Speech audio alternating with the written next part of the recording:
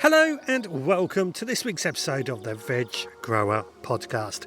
My name's Richard and I want to encourage and inspire you to grow more of your own food in whatever space you have available. And I do this by sharing exactly what I've been up to on my own allotment and my own vegetable garden, or kitchen garden as I like to call it as well. Sharing my experiences of over 30 years of growing my own food, but I still learn something every single day. Now, coming up this week, we have got a bit of an update from the allotment where we've managed to get back on top of a lot of the areas that we've been struggling with. We've also been sowing some seeds in the potting shed, and we've got a bit of a hot bin update. So let's get into it. Well, I'm sat here on the allotment this week and I have really gone to town in making sure that I've got on top of things down here on the allotment this week. I think I said in last week's episode that everything just felt a little bit overwhelming at the moment. It felt like there was so much to do and so much to catch up on. And I know I'm not the only person that's been feeling that. I've had a lot of people who have contacted me also with the same issues. I think the biggest problem at the moment is the weather. It has been dry for so long that it is becoming a bit concerning. Well, it's been concerning for a while, actually. Anyway, the first weekend in July, and I have dedicated a lot of hours down on the allotment. I started at the top of my allotment, just worked my way through every single bed, tidying it up, clearing weeds, watering, doing what I needed to do.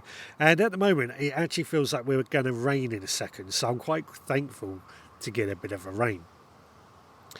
Now, one of the things that we have done, of course, as we've gone through the allotment is harvested vegetables. We've harvested potatoes, broad bean, peas, raspberries, rhubarb, cabbage, garlic and onions that we harvested a few weeks ago, but we had some leftovers, tomatoes and gooseberries, all of which have been harvested this week and all of which are going home to be put into use. And I'm very grateful for that, because at the end of the day, that is the reason why we grow our own. I'm looking around and I can see lots of pears and apples. Now, I'm surprised actually we haven't had what's called the June drop. Now, what that is, when it comes to some of these harder fruits, during June they actually shed loads of their apples or pears or whatever they may be, in order to allow the fruits left on the plant to grow. Now, what that means is that it just gives them a bit more space, produces a better, higher quality fruit. But because they haven't shed, which I'm very surprised given how dry it's been, but because they haven't actually shed any, I've had to go through and remove quite a few of these fruitlets. Now, this is one of those jobs that always seems counterproductive, but as I said at the beginning, it does lead to bigger, better fruit. So it does need to be done. Knowing how much to remove is always the challenge, and I always remind myself what I had Bob Flowerdew say on Radio 4's Question Time one time, is that you remove enough apples that it makes you cry, you go away and have a cup of coffee, you come back and remove more. And it's certainly a case you do need to remove quite a few, but it does mean that the fruits left behind become bigger, better and more tasty. So, it's worth doing. Now, as you know, at the very top of my allotment where I border with my neighbours, I've been having a trouble where that has been vacated, nobody's taken it on, and the weeds are coming over, which is, I'm trying to keep on top of that. It's not easy, but every time I'm down here, I'm just trying to trim back some of the grass areas, but the brambles are so thick and big and coming over, very, very difficult to get anywhere. And it caused a bit of a problem because a lot of my fruit in there is being blocked off, and it's rather annoying. But this is a joy. When somebody takes that allotment on, they're going to have a lot of fruit already on there. Now, I mentioned watering as well. Now, at the moment, watering is a pretty much a daily job in certain areas. But one of the things that I've banged on about a lot this year, it feels, is the straw mulch. And for me, this straw mulch just keeps proving itself time and time again as to why I'm going to continue doing it. when I was harvesting some of the potatoes, I've pulled back the straw mulch and I am just amazed how well the soil below is, how damp the soil below is. The straw really is working out, locking in that moisture. And it's the same in some of the smaller beds, not so much the potato beds, but I've planted tomatoes and I've mulched those with straw, and they are definitely benefiting from it, and I'm needing to water those beds. Well, I don't really need to water them so much now. They seem to be holding on to whatever moisture is in the soil really, really well. So what this tells me, moving forward, I'm going to continue to use this straw mulch. Ideally we'll be using compost. I've said that before many times, but moving forward we're going to buy a load of straw at the beginning of the year and just mulch all our beds. This is of course after we've laid down all the compost that we have, but just mulch all the beds, and then we'll plant out our plants just by pulling back the mulch, pulling back the straw, plant into the soil, and then cover back over with the mulch, leaving our plants to pop out the end. And that's actually quite an important part. I think this is going to work really well in the future. It does reduce the amount of weeds that we get, not completely reduces them, but it does reduce the amount of weeds that we get, which should mean we have more time for doing more fun things in the future. Now I'm also noticing that we are getting some empty areas on the allotment. This is where we have harvested quite a few vegetables, but it's also where some of our vegetables have failed. Now this is things like my French and runner beans. They have failed when we've sown them in the ground. We've got some growing at home that we've sown and they're going to come down here and take place. But also things like sweet corn. I always leave a bed dedicated for sweet corn, and we actually sowed some sweet corn earlier in the year. It was growing nicely in our greenhouse. Then the slugs came along and ate every single one, leaving us with no sweet corn this year. So this is a bit of a problem. But my point being, we are getting some spaces on this allotment that need filling with some way or another. And, here we are in July. We're probably thinking, well, most of the sowing season has gone and we have nothing left to sow. That's not true. That's not true at all. So what we're going to do, we're going to head on home back to my new potting shed. We're going to sow some of these seeds that can be sown throughout July. And hopefully they, once they have grown and are large enough to be planted out, they are going to end up being planted down here in the empty spaces that we have. So come with me, let's head on home. In the meantime, let's find out what's been going on in the Supporters Club this week. Well, it's that point where I jump in and interrupt this podcast quickly, but for very good reason, because I want you to help me out if you possibly can. If you're enjoying this podcast, then please leave a rate and review on your favourite podcast provider. Only takes you a few seconds, but it really helps us out and gets us found by more people who might also be interested in learning a bit more about how to grow their own food.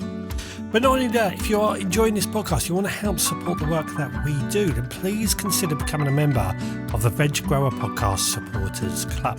By being a member, you get access to extra behind-the-scenes podcasts that give you a bit more of an idea of what's going on here at the Veg Grower Podcast HQ. And once a month, through your letterbox, you will receive our seed pack. And that seed pack contains a copy of our mini newspaper, which we send out once a month, and a collection of seeds that can be sown in that very month. It's a kind of sowing it all together group, I like to think of it as. Now, one of the seeds that we've sent out over this last week, I send them out at the beginning of every month. And the seed that we've sown on Sunday was the carrot, which is a seed that can be sown throughout July. Now, if that sounds like something you would be interested in, and I would really appreciate it, then please head to the veggrowerpodcast.co.uk to find out more and sign up. But the basis is you also help keep this podcast running. That's what it's set up for, and that's what it does. Right, let's get back to the gardening. Well, I'm here in my potting shed now, and it's just started raining, just very, very softly, nothing too hard, but it's quite interesting because when I stand inside this potting shed with the wide windows, I actually get to see lots of little birds come down into my garden and make the most out of anything that they can find. And of course, that means they are keeping up with pest control, which is also what we want. Now, I am here because I'm sowing some seeds. I'm sowing some dwarf French beans. The idea behind sowing these is that they are going to go into some of the spaces that I have no plants in at the moment. We've got certain spaces where certain crops have either failed to grow or germinate, sweet corn and beans being good examples of these, but also where we've harvested things like garlic and our onions, where we have spaces left behind. Now, ideally, as soon as those spaces become available, we will be planting those up with other crops. And we've got some cabbages, and we've got some chard, and we've also got some kale, all of which can go into some of these spaces. Leeks as well, funny enough. Leeks are a good one, especially to follow in the garlic or the onions. Now this is easy because they're ready to go. They simply go into the beds when the space is available. The brassicas, the kales and cabbages do need a bit of lime added, but again, that's fairly simple. Once they're in, we just look after and make sure they are hydrated, and they should establish and then provide us with some crops later on in the season. But added to that, it's not just the brassicas that we could be concentrating on. We could be sowing certain seeds directly in the soil as well. Things like carrots and beetroot and radish, kohlrabi and turnip, all of which we can sow directly in the soil. And as long as we keep the soil watered, they should germinate. Now this is a bit tricky, I find, on the allotment of mine. The soil there in most of the beds is still quite a hard clay, and I find that carrots particularly struggle to germinate in that. But we can work on that. We can keep sowing carrots right throughout this month to see if we can get them to germinate. And the same with all the other root crops that I've mentioned. Just sow directly, keep them watered, and hopefully they will germinate. Added to that, of course, salad crops such as lettuce and mizuna and things like that, which we can also sow directly. But as you know, I'm not keen on sowing most of my seeds directly in the soil. I actually prefer to sow them here in my potting shed. Now, the reason I don't like to sow seeds directly in the soil is because I find it sometimes hard to work out what is a weed and what is the seed that we actually want to grow. And therefore the weeds then seem to take over. And that's not really what we want. So I try to sow as many seeds as I can in here in the potting shed to transplant out later. But that doesn't really work with root crops like carrots, parsnips, etc., etc. They really don't like their roots being disturbed. So here inside the potting shed, I have been sowing things like dwarf French beans, chard, spinach. We've got some microgreens, which aren't going to go into the beds, but you get the general idea with sowing those. We've got some lettuce that I've also sown into seed trays. These are just a short list of all the seeds that we can sow in July. There's many, many more. And my idea here is that as spaces come available, these seeds will be able to be transplanted into the spaces. This means that our beds, our food growing is always in much higher production. It means that we can provide food all year round, and means that everything is used 100% of the time. Of course, if it is too late to sow any seeds, not that we have that problem at the moment, we will then sow green manures to fertilise our soils. But more on that when the time is right. Now, apart from sowing seeds this week, I have also had a bit of a busy week. Two reasons. First of all, I had Autopot to come here to do some filming for their social media, which was absolutely lovely. Nice to see Jason. I've really got to get them back on the podcast again because I really do like working with Autopot a lot. They are one of my favourite companies to work with. I get really well with them. But also, They've got some really great products that I think really help us. And as you know, I've got in my greenhouse, I've got auto pots in there. And in this potting shed, I've got the auto pot trays in here as well for my seedlings, which just means I haven't got to worry about keeping them watered because the systems look after it. If you don't know what auto pot is, they are an irrigation system. You have a reservoir that fills up trays and the plants are into the trays, and no electricity, it's all done by gravity. If you are looking at them, check them out on autopot.co.uk, but don't forget my discount code AUTO10RVG. Trust me, I use that discount code myself whenever I buy anything from them as well, and I do buy stuff from them. But the other big thing is something that's happening next week, in that I am getting my driveway replaced. Now, my driveway I have used for growing a lot of fruit and vegetables at the front for quite a few years now. And it's been a really productive and good space to grow lots and lots of different fruit, particularly out there. But the driveway itself has become difficult and old to maintain. So we were getting quotes for a driveway replacement. One of the criteria, as I said, is that it has to be porous so that when rain falls down it actually soaks into the soil, not down the drains. And luckily we were getting quotes for that. They were coming in at a really high price, but a company came to us and said, if you get it done next week, only giving us a couple of weeks notice, they'll give us 20% off. And that's what we did. So it's been a bit of a mad rush having to bring all my plants, and there's a lot of them, all my plants from the front of the house to the back of the house to make sure that they do not end up being disposed of, they're looked after. Yeah, it was hard work. There was a lot of plants and I didn't quite realise just how many I've got out there. Trees of apple trees and plum trees and cherry trees, as well as blackberries, gooseberries, white currants, tayberries. There was a lot out there. It does take a while looking after them, of course, being on the concrete and gravel. It gets hot during the day, and that does lead to us having to water our plants more, which is again why I might be looking at the autopot system out the front in the future. Anyway, more on that when it happens. But for now, we've got seeds that we've sown. The garden is coming together really nicely. Everything's planted up, or will be planted up, as spaces become available. And more importantly, I'm seeing lots of wildlife in my garden, which is also very, very important to me, as you know. Right, there is one thing that we are trialling this year, and it's the hot bin, which is out in my garden, and I'm keeping my eye on that and trialling that this year. So it's time for a bit of an update on the hot bin. More on that in just a moment. In the meantime, let's find out what Chef Scott has for us this week. Chopping all the veggies, sizzle in the air.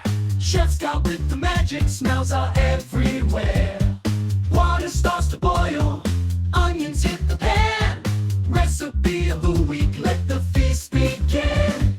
Cooking with Chef Scott, flavors come alive. Tune in every week for a tasty bite. Hi, it's Scott here with this week's recipe. And this week we have the seed of the month recipe. And as you will know, this month's seed is bulb fennel or Florence fennel. Now I chose this seed myself because it's one of my favourite things to grow and eat. But I know it's not for everyone due to its anise flavour. But I think this week's recipe balances out that anise flavour. And it is fennel salad with capers, lemon and grapefruit. A beautiful, fresh-tasting salad that goes perfectly with grilled fish or pork. So, let's not delay and head to the kitchen and hear how it's made.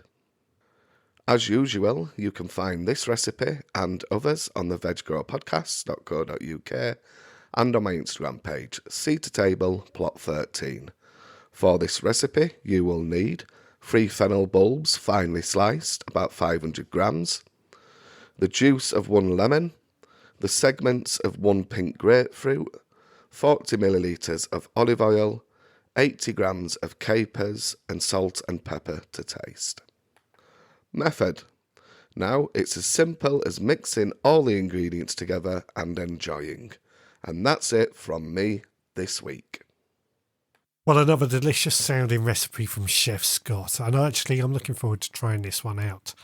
Chef Scott has a really amazing way of making foods that I wouldn't normally eat sound very, very delicious, and I do like to try them and see how we get on myself. Now I'm here in the podding shed, and it's time, as I've said, to evaluate the hot bin versus garlic trial that we are running.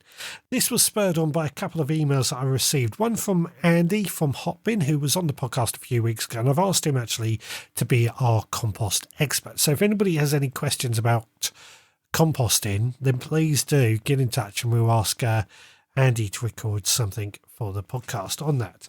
But I've also had an email from Sandra, who is a member of our supporters club, but she's really pleased with straw bale gardening that she's tried this year as well.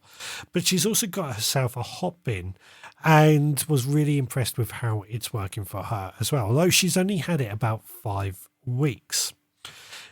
Now, I thought it was time to have a bit of an update on the hot bin versus garlic trial. As you know, we are trialling both these styles of compost bins. They're both being filled up with identical materials in identical quantities and being looked after more or less the same way. The idea being that we can try and see what produces the best compost, what produces the most compost, what produces the fastest compost, etc., etc. Now, when I say identical materials, it's a mix of the greens such as lawn clippings and weeds and kitchen waste, and browns such as wood chip and paper, etc., etc. For me, I found it really difficult to try and keep on top of having enough brown material to go into both of these bins. What I actually invested in, and I spoke about this before, is a paper shredder. And we end up shredding a lot of waste paper. You know, we use a lot for scrap paper, don't get me wrong, but when it's beyond that, we then end up shredding it, a lot of junk mail, etc., etc., all of which are then our brown materials to be used in our hot bin or our garlic. Now, the garlic is about 3/4 full now, and it has heated up to about 45 degrees C, but it hasn't really produced any compost as yet. I've opened up the bottom to see how it's looking, and it's not quite there. The hot bin, however, what I've noticed with the hot bin is that it is filling up. We would be about 3/4 full, but the actual volume is reducing quite rapidly. So we're putting more and more in, but it's reducing to about 1/3 to half full. That is because the heat is there. We're reaching about 50 degrees C on both thermometers. The heat is there. It is breaking down all this material and turning it into compost. And what I've noticed is that not only is the heat higher, it's holding on to the heat much better than the garlic compost bin as well.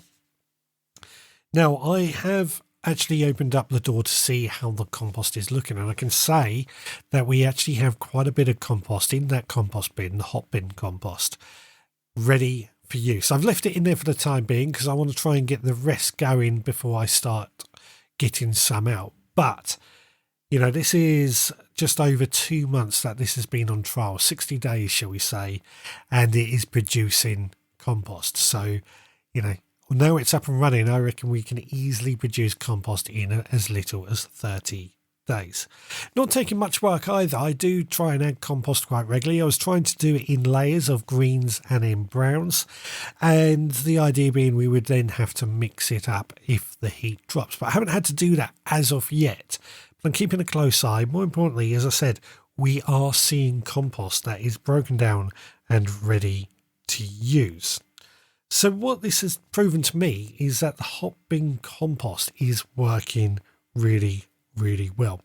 Certainly producing compost much faster, certainly eating through the compost and producing it in a much better quality, because the quality or the look of this compost that is coming out or will be coming out is a beautiful black, you know, like a black gold as we would call it, and it smells really nice and sweet. So it's a really good high quality compost that seems to be doing better.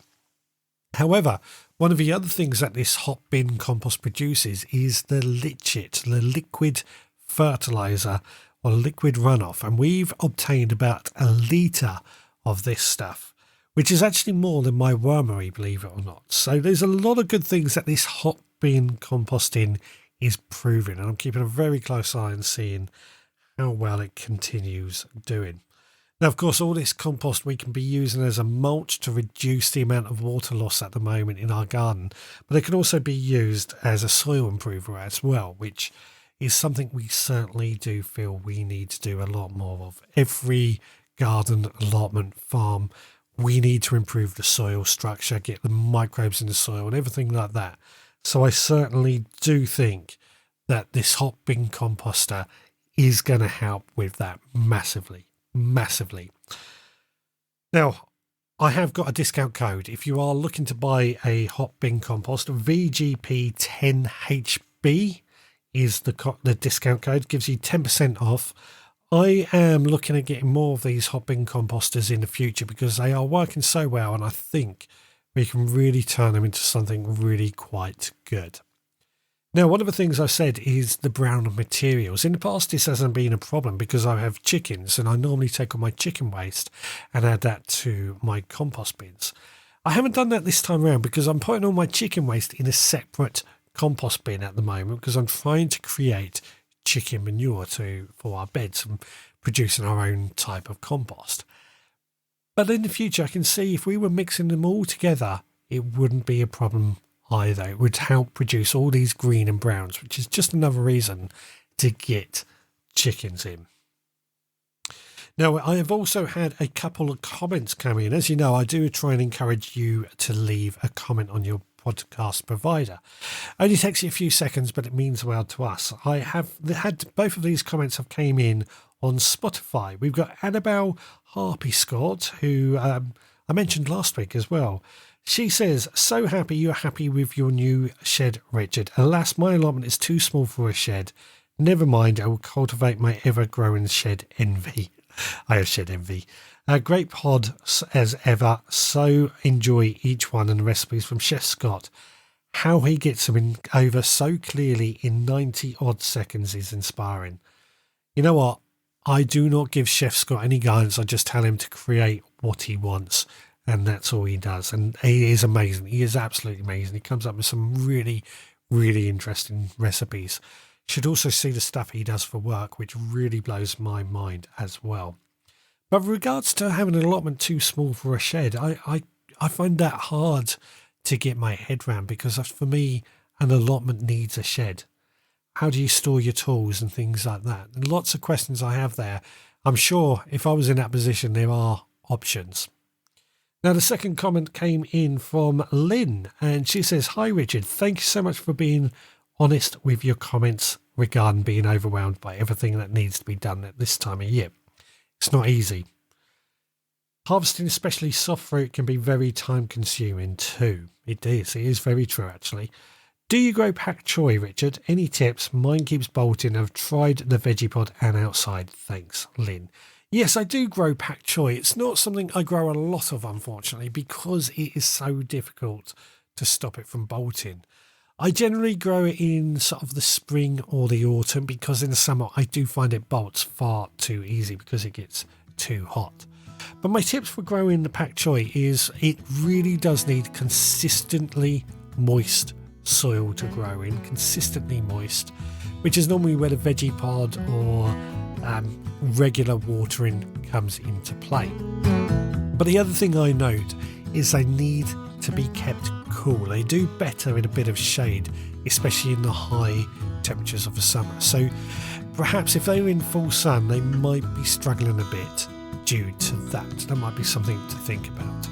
That would be my recommendations. Get a bit of shade over it just to keep it a little bit cooler, and hopefully that will lead to some good pak choi.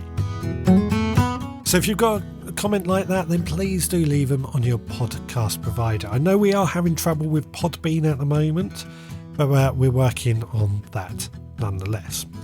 Of course, don't forget, if you want to support this podcast and the work that we do, then please consider becoming a member of the Veg Grower Podcast Supporters Club. Details on that on our website at veggrowerpodcast.co.uk. While you are on our website, don't forget you can also leave us a comment on the bottom of a blog post, or you can leave us a voicemail using our SpeakPipe service, which is always good.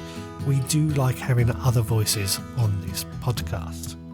And of course, don't forget you can find me on social media. We're on pretty much every platform, and we try and keep a close eye on what's going on there as well. If you want to email me, my email address, of course, is richard@veggrowerpodcast.co.uk. Well, I think that just about tidies everything up. We will be back again next time, so until then, please take care.